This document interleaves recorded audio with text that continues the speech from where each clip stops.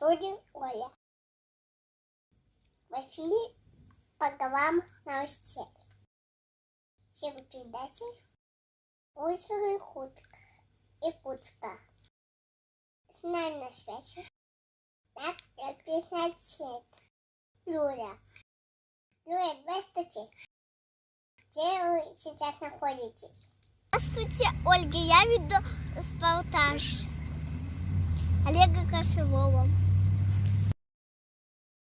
У нас улица называется Олега Кошевого. В честь молодого парня, потому что он много повидел подвигов. Кошевой Олег, Комиссарович Юлия, молодая гвардия города Владимира. Он участвовал в создании организации в Касадоне.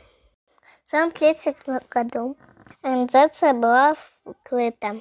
Олег Кошевой пытался перейти линию фронта, но был схвачен. Именем Олега Кошевого были названы шахты, совхозы, школы и даже улица. В нашем городе улица Олега Кошевого находится в Малхе. На ней стоят школы, детский сад, магазины, больница, администрация. Спасибо, Ольга. Репортаж вела Юлия Козылина. Спасибо большое, Юля.